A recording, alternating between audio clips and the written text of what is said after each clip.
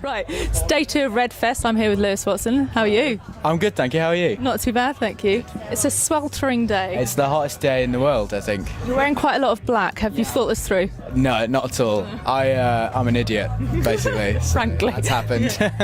Now, when you woke up, did you feel ready for it today? Do you have days where sometimes you're like, I'd rather stay in bed? Yeah, I guess.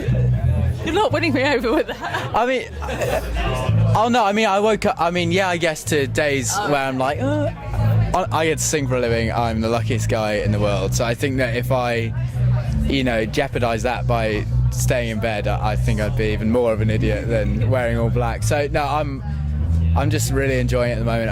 Like I said, I'm very lucky and I'm very grateful. So. The day before you have a festival date, do you have a sleepless night? Are you tossing and turning, or are you generally quite relaxed as a person? I worry about everything, really. But I've kind of learned with festivals, I just get to be with a band and we just have a really good time, really. So I understand I'm not the coolest guy to come and listen to, so I've kind of, I've come to terms with that. So I think I just really enjoy being on stage and I think I've kind of, hopefully, there's no wood, but we'll pretend, I've kind of gotten past that, sleepless night stuff, although I am a rubbish sleeper. So every now and then I will have a bad night's sleep. But this heat is not helping if you're a rubbish sleeper. I've actually got a fan in my room, so I'm very lucky. Yeah, slip that to 3 and you're fine. And you can put the bed sheets in the freezer. That's another one you can do, and then they're nice and chilled. That sounds amazing. Yeah. I might do that. Try it, and also sleep with cold flannels on your wrists. That helps. But you have to sleep like that. Yeah, that's good. It's a bit weird. I'll give it a go, though. Tweet me, tell me if it works. I'll do all 3 and then get pneumonia. Probably. Yeah, and blame me. End of my career. Now, what's the set list like today? Is it generally quite... Is it sad, or have you gone for more uplifting of your... Because you've got quite a few sad numbers. Yeah, all of my songs are fairly sad, to be honest. With festivals, we tend to go with what the band have deemed the greatest hits set list. So we'll do just as many instant tracks as possible. With festivals, it's quite fun because a lot of people are curious, and not many people will know your songs or know who you are, and some may have heard your name and just not like you. So it's quite nice it's like a challenge to go there and hopefully win people over, which is great and a lot of fun. So our set list is quite up. They're all sad, really. So it's like happy sad, hopefully. And we've been given a bit more time today. We were told half an hour originally, and now they've asked us to do a bit longer, which is great. That's nice. Yeah. So we're gonna add some sad ones in, give it a bit of balance. I think. Now, you've covered Guillemots in the past. Yes. Are there any covers today? No. All your own material. All original. Yeah. Has anyone covered your songs yet? It's something you encourage, I think, isn't it, on your Facebook, to hear other people's versions? Well, I think at the moment we're doing this thing. My album just came out, it's called The Morning, and I really want to do this thing where on YouTube you create playlists, and I wanted to create like an alternative version of the album made up of covers from people hopefully all around the world. So track 2 might be from someone in Surrey, and then track 3 might be from someone in Texas or something. Fiji. Exactly, yeah. So I really want to do that. So at the moment we're really encouraging that thing. But that's amazing. I taught myself guitar by playing covers, and it's amazing that people have actually wanted to cover my songs. It's a bit ridiculous. It's quite surreal for you still? I'm still pinching myself. Yeah. What do your friends say to you now that you're doing these sort of things? Do they find it a bit weird that their mate Lewis is like going to festivals? Well, they always ask me how Madonna is. They're like, so how's Madonna? They're set on me just knowing everyone. Yeah. Which is, it's quite funny now. At the start, it really annoyed me. I was like, I don't know Madonna. Why would I know Madonna? But yeah, no, they're just great. I've really got the best friends in the world. They've stuck around for me. There was a time where I wasn't at home and I couldn't spend time with them, and I know that if one of my mates done that, I might have been a bit iffy about it. So I've got the best friends ever for them kind of sticking around, and I think they find it a bit weird, but they're super supportive, and it's amazing. It's quite exciting for them as well, isn't it, to see their mate doing well? And I hope so. I don't know. I'll have to ask them that. I haven't asked them yet. Have they asked you things like, can you try and set us up with one of the Saturdays and all that sort of stuff, thinking that you know all of that lot? Not yet, no. It will come. Oh, I dread for that day to happen. I don't You'll know. be like the best wingman ever for them. Honestly, I'm the worst wingman ever, so I don't. Not too smooth. I'm awful. I just don't talk to anybody, so it's not very good. Are you a bit of a lone wolf generally? Do you like your own space and your own time? Or- Well, no, I mean, I really like being with people. It's just I've always kind of been in a relationship, so I've never had to talk to people and girls, so I just really struggle with it. You never had to do that thing where you go up to them in the club and you're like, hey, lady. Yeah, well, I've never really even been in a club. Lucky you, it's not worth it. No, of course I have, but no, I've never had to do that. Yeah. Which is either a really good thing or a really bad thing. I haven't worked out. Go with good thing. Okay. Let's keep positive. Good thing. You missed Gabrielle yesterday. She was here, your friend. Yes, we arrived about, now, what's the time now? 20 to 6. So about an hour and a bit ago, and we sat in the shade for as long as possible, and now I've been doing interviews, and then tomorrow we're off to Sheffield, so we couldn't really come here for the whole weekend, which is a shame. So yeah, I miss Gabby yesterday, which is a shame. I guess you're kind of used to that. People are always off travelling and stuff, you just catch each other when you can. Yeah, well, I saw Gabby for the first time in a while last week, I think, so it was really nice, and that would probably be the only time I see her for a little while now, and then we'll see each other hopefully again sometime. Yeah, but no. No, I want to talk about the YouTube thing, because obviously on there you're used to getting comments and stuff like that, so has that prepared you for sometimes the criticism that comes with being an artist? Kind of, have you got a thicker skin because you've had to have that before, or? I mean, I was really lucky with the YouTube early days on YouTube. I think if somebody would have said a negative thing, I would have just packed it in, because I didn't have any, kind of self-esteem for it. I was really self-conscious about my singing and my guitar playing, and I know that I would have just stopped if somebody had said something. So I got really lucky at the start, and now I just realised that you can't please everybody, and I've always just made music for me, and I think if I'm happy with it, then it does matter what people think. If somebody really enjoys the track, that means a lot to me, but I understand that I'm not going to please everybody, and I've just come to terms with that, so that's fine. And try not to read it too much as well, because it does you no good, does it, scrolling through every little thing? I mean, it's really tough. I used to read everything, which was a mistake, because you could get 100 people saying really nice things about it, and just the one person saying a bad thing, and it's the one.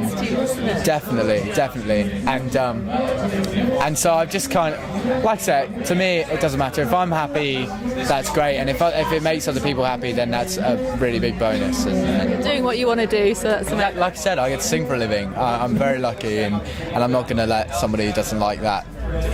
I don't like some things, and I completely understand that.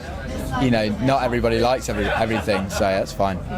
Now, how do you deal with relinquishing control? Because obviously when it's just you and your computer, you can decide what you put up, when you put up, and what the style is, what you wear. Now you've probably got a lot more bods in the mix telling you what to do. How do you deal with that?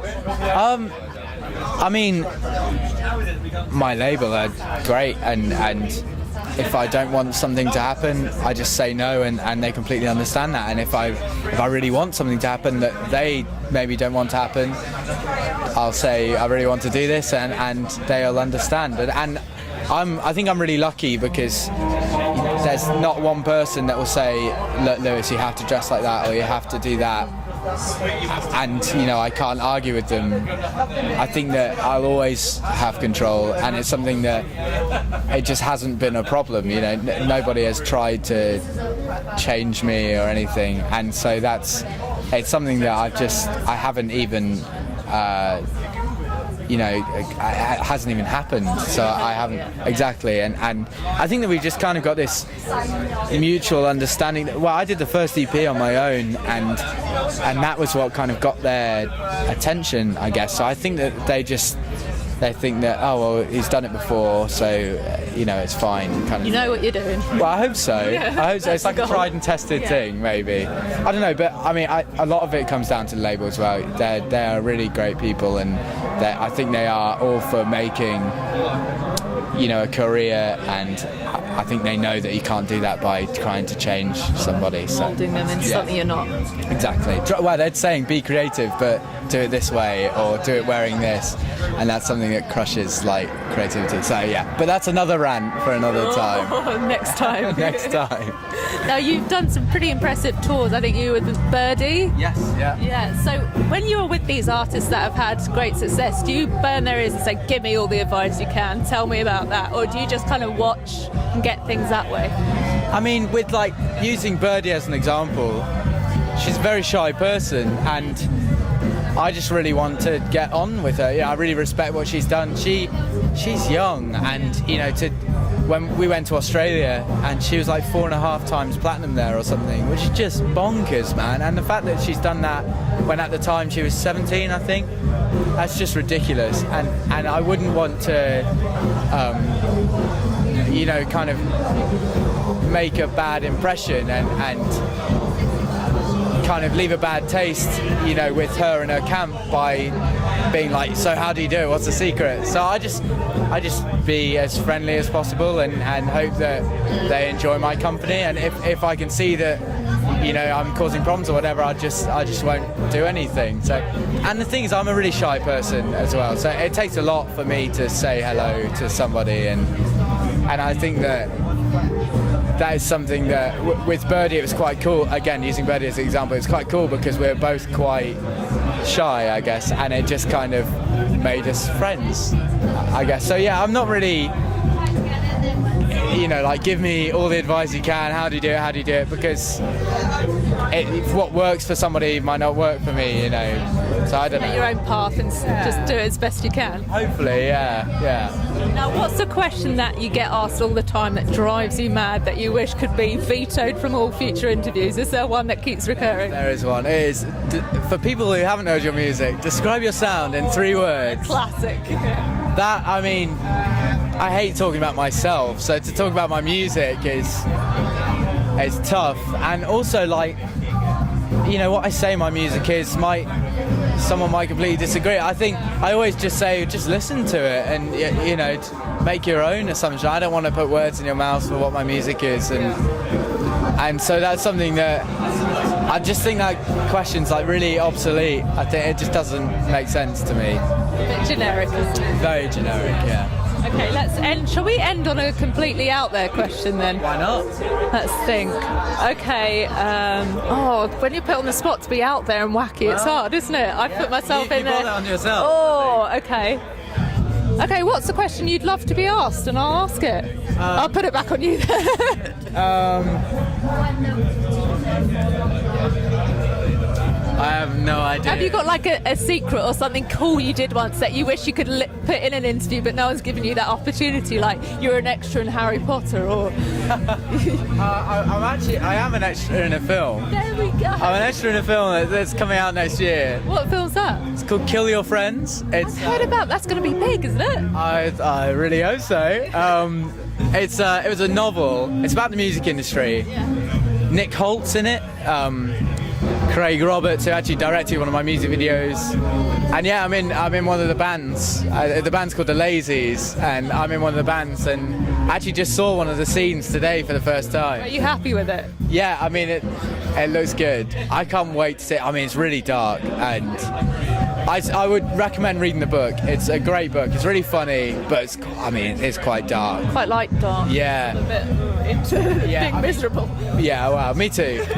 People have said that it could be like the next Train Spotting, so That's a big claim, isn't it? I mean, it won't be, but fingers crossed. That's positive today, isn't it? Well, that's a great way to end it. Thank you. Thank you. I just had to slip that in. Yeah, Sorry. nice. Well, good luck. Thank you so much. Have a great rest of the festival season. Thank Where you. can people see you? So in September I'm going on tour. Yes, September and October. September, October and November as well. I'm doing the UK, closely I'm doing Shepherd's Bush in London. So Great venue, that. It's a lovely venue. Come along, because it'll be really embarrassing if nobody does. So come along. And Andreas Mo's there, isn't he? Yes, Andreas Mann, and I'm taking Amber Run as well, who are fantastic. So yeah, come along. And we're doing all over the UK, but that's probably the closest to here. So Busy boy. I try to be, yeah. Okay, well, best of luck. Thanks again. Thank you very much. Thank you. Cheers. Thank you.